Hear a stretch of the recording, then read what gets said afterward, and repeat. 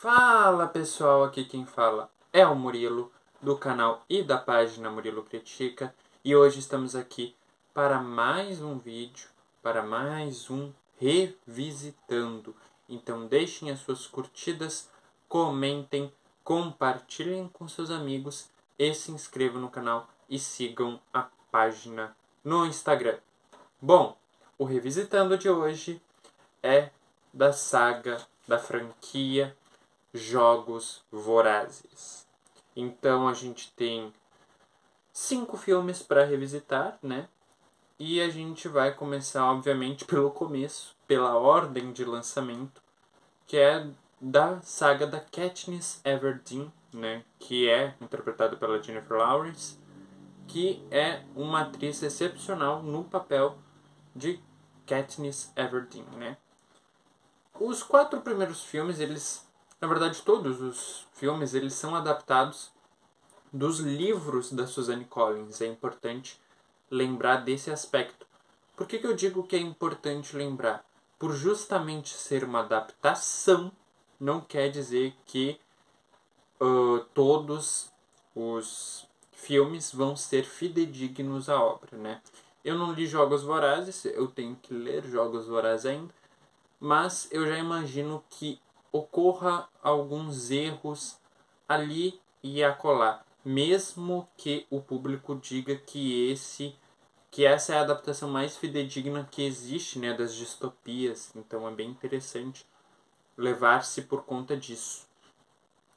Então, os 4 primeiros, né, voltando, os 4 primeiros filmes, eles tratam a história e introdução, basicamente. O primeiro filme, principalmente, ele trata da introdução do universo Jogos Vorazes, da questão dos distritos, da questão do pão e circo, que é eles estarem nos Jogos Vorazes, que, se você for parar para analisar, é uma analogia muito clara ao Império Romano, ao tempo do Coliseu, né?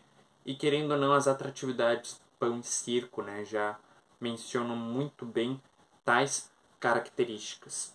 E eu acho que é muito interessante, né? Não, eu não acho, na verdade, eu tenho certeza que é muito interessante trabalhar esses aspectos específicos em filmes e principalmente em distopias, né?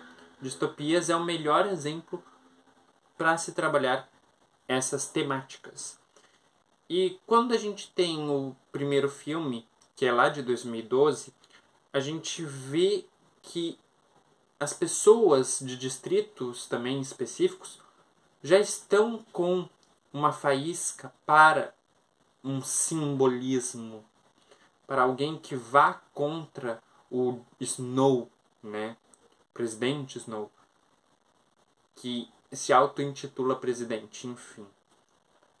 A gente tem toda essa questão também política do próprio Jogos Vorazes que vem à tona tanto nos livros da Suzanne Collins quanto nos filmes.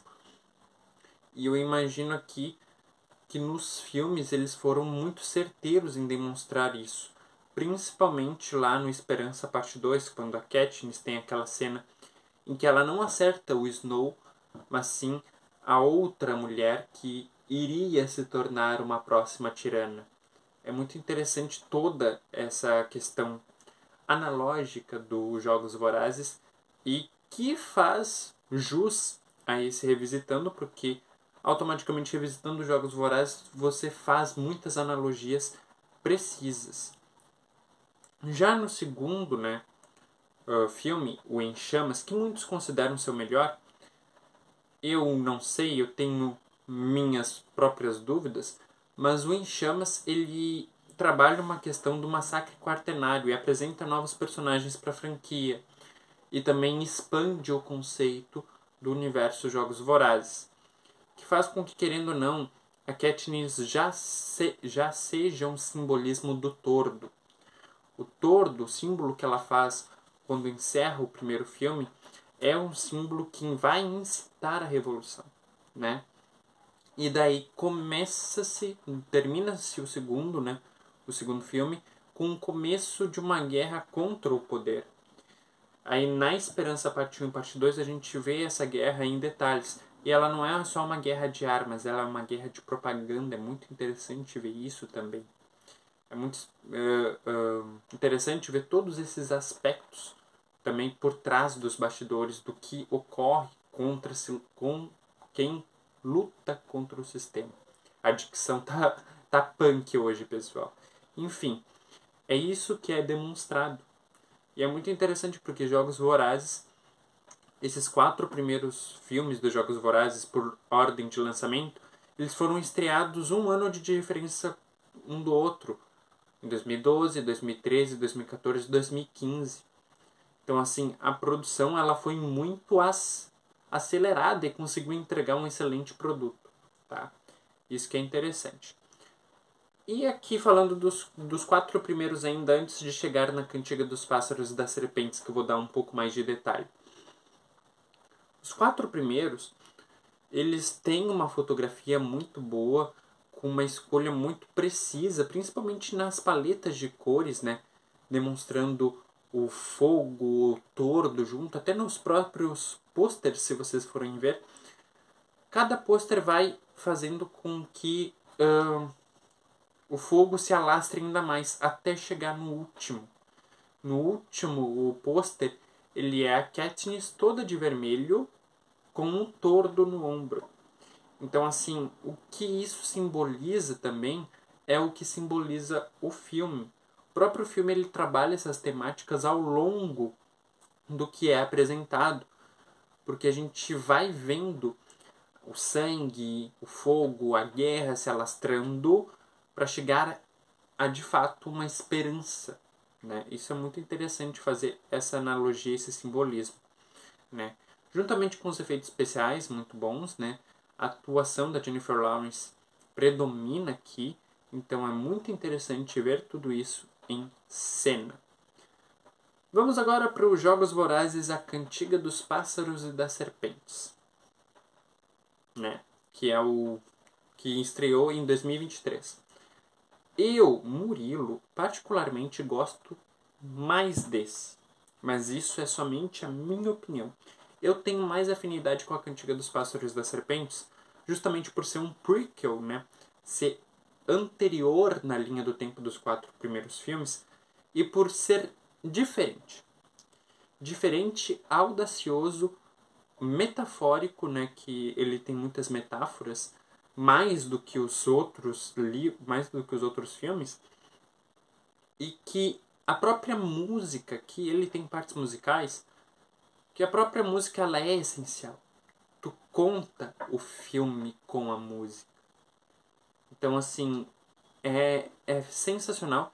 E tem também atores excelentes em Jogos Vorazes, a Cantiga dos Pássaros e das Serpentes, que muitos não devem nem conhecer, mas que são, assim, sensacionais. Que é a Rachel Zegler, que interpreta a Lucy Gray, e o Tom Blythe, que é o Presidente Snow, né?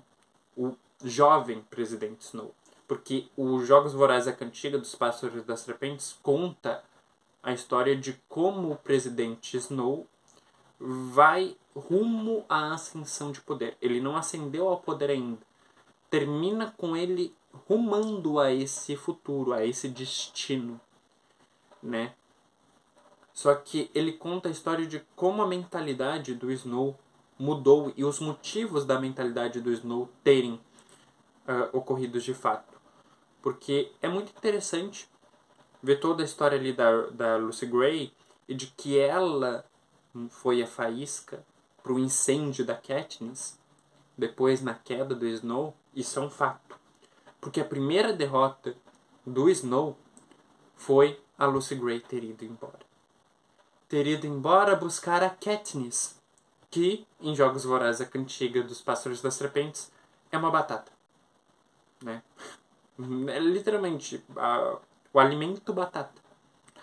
Então, assim, ela diz, eu vou ir buscar Katniss. E essa foi a última palavra dela pro Snow. Depois a gente tem a Katniss Everdeen nos outros filmes. Entende o simbolismo que isso traz? O quanto isso foi pensado, o quanto isso foi estruturado?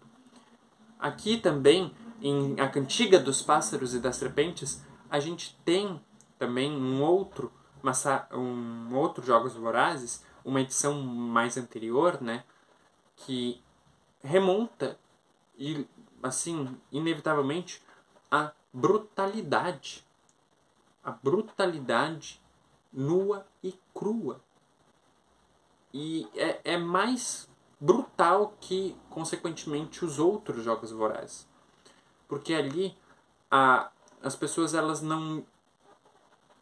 eram mais simples, era um jeito mais simples de vida, com um jeito mais brutal de matar pessoas.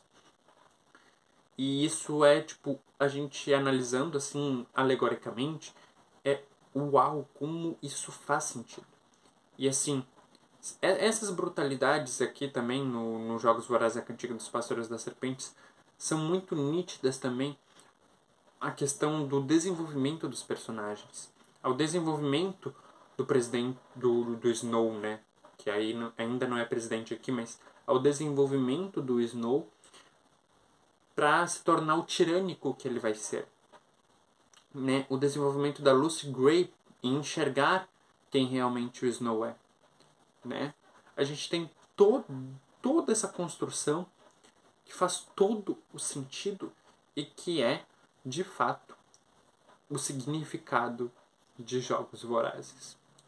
Ah, mas esse último tem música, as músicas são desnecessárias. Pelo contrário, as músicas, elas contam o filme. As músicas fazem sentido, elas são, inclusive, ressignificados para outra música que tem lá na saga da Katniss, para os filmes da Katniss, né? Que é a da Árvore Forca. E a gente entende o porquê existe a música da Árvore Forca e a gente entende qual é a Árvore Forca, né? E todo o significado das músicas e ressignificados fazem sentido para contar a história. Então, assim, eu acho muito desnecessário quem critica negativamente o ponto musical do filme. Isso é um preconceito musical, na verdade, não é justamente uma apreciação. É um preconceito, a pessoa já vai com preconceito assistindo, então é meio difícil, né, desconvencer do contrário. Então, assim, eu acho que dentre toda a saga, o meu favorito é A Cantiga dos Pássaros e das Serpentes, justamente por toda a metáfora ser mais apurada, justamente por um método diferente de contar narrativa.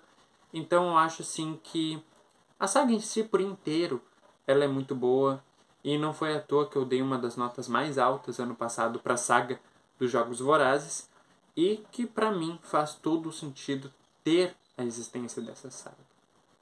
Enfim, eu vou encerrando esse vídeo por aqui. Deixem as suas curtidas, comentem, compartilhem com seus amigos e se inscrevam no canal e sigam a página no Instagram. Vejo vocês, até a próxima!